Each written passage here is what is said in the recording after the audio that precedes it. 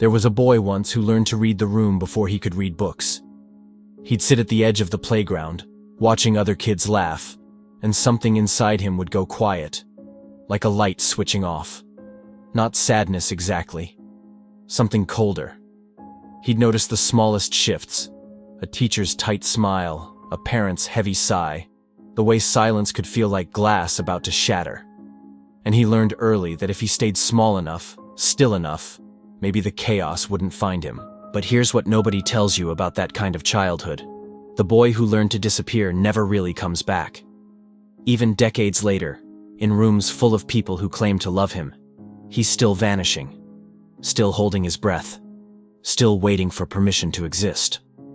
What does it do to a person when their earliest lesson was that safety meant invisibility? Psychologists call this emotional neglect, but that term doesn't capture the brutality of it. This isn't just about what didn't happen, it's about what the absence taught. Because when a child's emotions are consistently ignored, dismissed, or met with irritation, their brain doesn't interpret it as, "my parents are busy." The developing nervous system reads it as threat. As Bessel van der Kolk documents in his trauma research, the brain physically stores these memories not in words, but in sensations that the body remembers even when the mind forgets. The distinction is crucial. This child wasn't unloved. They were unworthy of emotional response. And that belief, that their internal world didn't matter, becomes the architecture of their entire life. Why would a child conclude that their feelings are too much, too inconvenient, too dangerous to express?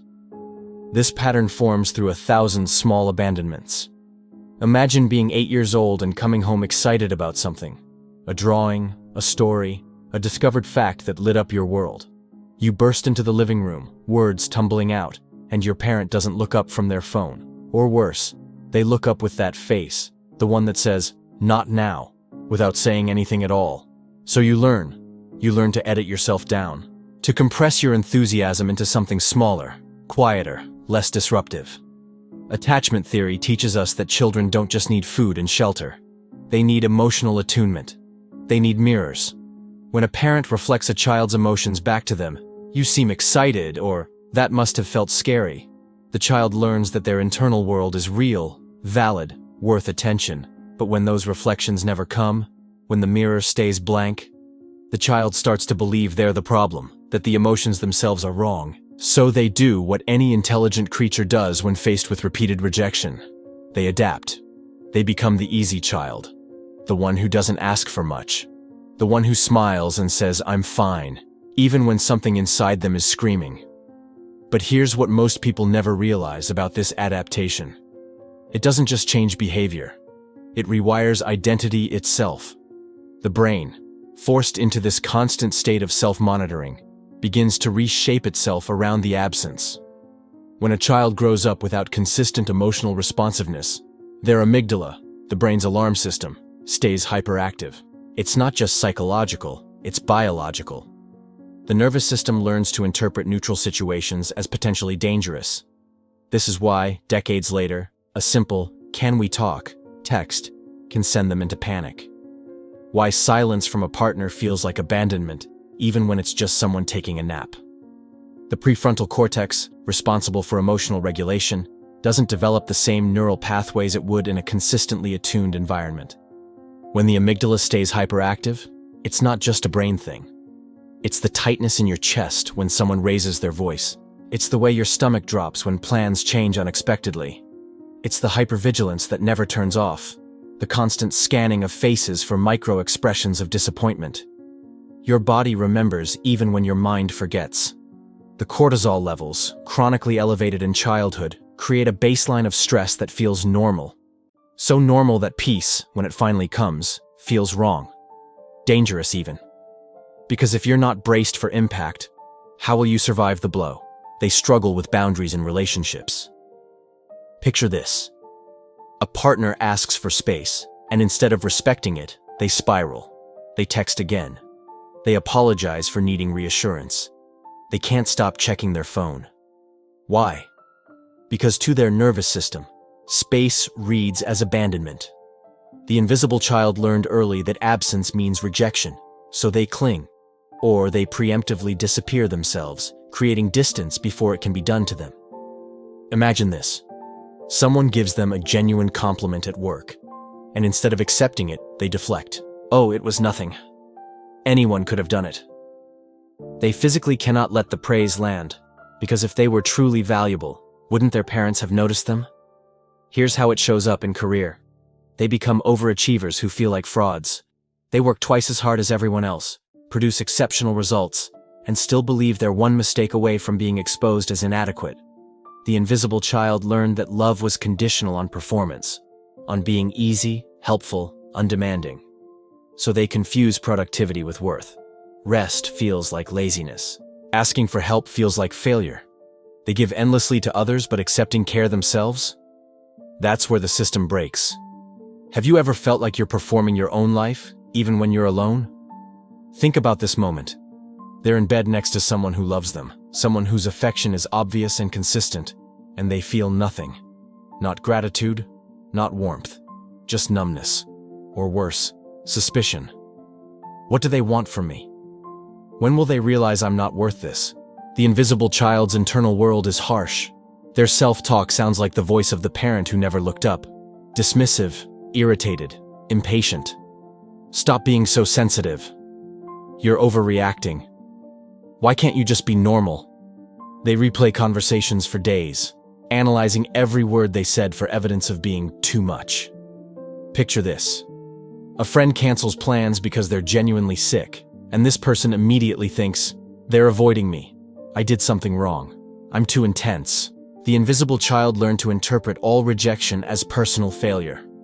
So they people please. They say yes when they mean no. They prioritize everyone else's comfort over their own boundaries. Not because they're selfless, because they're terrified. Terrified that if they assert a need, if they take up space, if they dare to exist fully, they'll be abandoned like they were in childhood. But here's the paradox no one talks about. The more they try to be what others need, the more invisible they become. The mask meant to win love becomes the barrier that prevents real connection. This is not weakness. This is brilliant emotional intelligence developed in a hostile environment. The invisible child wasn't fragile. They were adaptive. They learned to read micro-expressions like a survival language, to sense mood shifts before anyone spoke, to disappear not out of cowardice, but as a form of protection. You weren't weak. You were learning to survive in an environment where your emotional existence was treated as inconvenient. But here's the brutal truth. The same sensitivity that kept you safe as a child now keeps you small as an adult. The shield became the cage. What saved you then? Hypervigilance, self-erasure, emotional suppression, now imprisons you. Because the threat is over, but your nervous system doesn't know that. It's still scanning for danger, still making you small, still convincing you that invisibility equals safety. Jung understood this deeply. The shadow is not the darkness we fear in ourselves. It's the parts of us we buried to survive. The invisible child buried their needs, their anger, their right to be seen. And that burial didn't make those parts disappear. It made them twist into shame, anxiety, the belief that they're fundamentally too much or not enough. The monster within isn't your emotions. It's the neglect you internalized as truth. So if the pattern was survival, how do you step out of the cage without losing yourself? That's what we explore next. The first step isn't fixing yourself. It's witnessing what happened.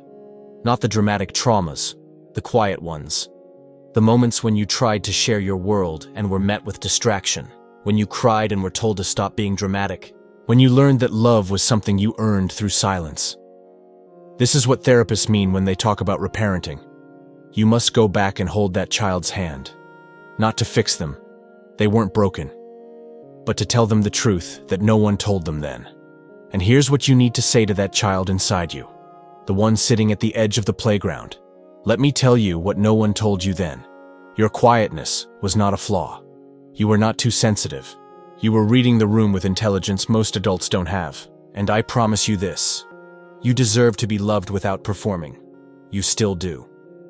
The brain's neuroplasticity means that new experiences can rewire old patterns. Each moment of genuine attunement, with a therapist, a partner, even yourself, creates new neural pathways.